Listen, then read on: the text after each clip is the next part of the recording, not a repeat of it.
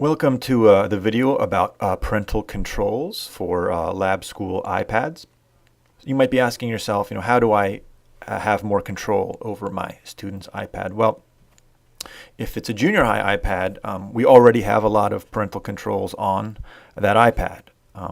If it's a high school iPad, there probably are not parental controls on that iPad, unless in the rare case where a high school student loses some iPad privileges. For example, if there's excessive game playing, will sometimes lock a high school iPad down. But in most cases, most aren't. So this video is for either junior high parents who want more parental controls turned on and they want to do it themselves, or a high school parent who, again, they themselves want to have a little more control over their student's iPad. So how would you go about doing that? Well, first let me start with junior high iPads. If your student does have a junior high iPad, you'll notice that there is no App Store icon. You will not see this icon right here. Students cannot download their own apps.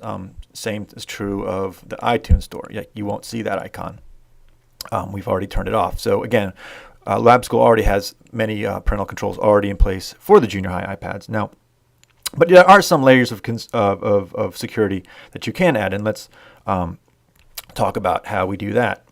But before I do, I also want to add that for any iPad, whether it's junior high or high school, as an ed tech team, we have a lot of control over the iPads. We can install apps, we can remove apps, we can see what apps they have installed. In fact, already this year, like 6 students, downloaded Solitaire, and we have a no game policy. So we told them, hey, we know you have Solitaire on your iPads, please take it off. So we are being pretty vigilant about these kinds of things. But like I said, maybe you want to be a little more vigilant. And so this video is on how to do that. So again, the way you start is you go down to settings right here and you tap on that. And you start in general right here. So tap on that. And where you really want to go is this thing called restrictions. So you want to tap right here on restrictions, and you'll see this. That to turn on restrictions, you tap enable restrictions, and you have to give yourself a code, 4-digit code. You have to tap it twice.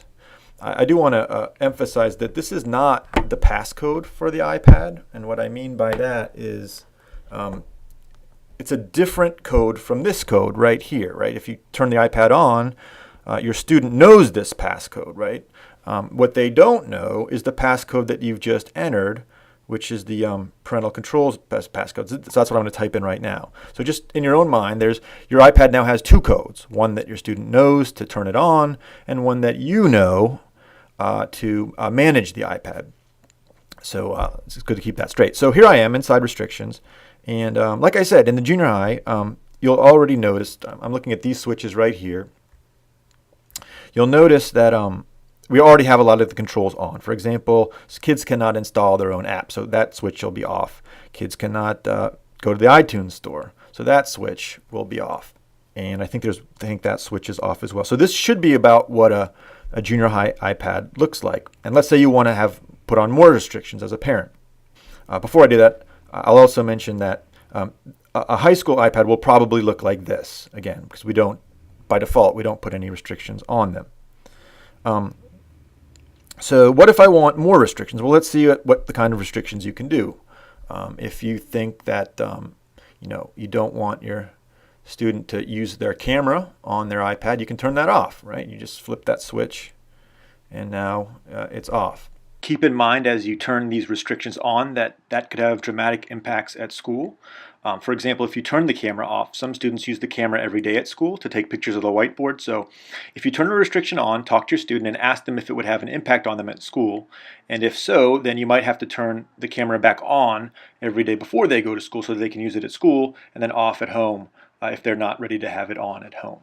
Other sort of things that you can control on your student's iPad, there's a section called allowed content.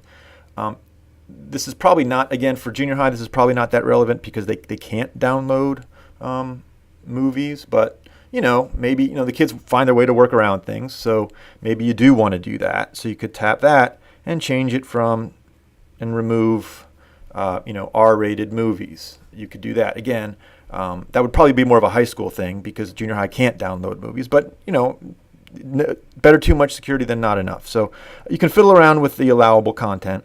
Like I said, the other rule about security is about layers, right? You add as many, there's no Fort Knox, right? There's no perfect security measure, but there are layers of security, and you just keep adding as many layers until you feel comfortable. There's a privacy section right here. Again, students don't use the contacts very much, but you can say, hey, look, don't let other apps touch my contacts. Junior high kids don't use the contacts very often, but high school kids might. So you could do that if you want. And there's a few other sort of more advanced options down below.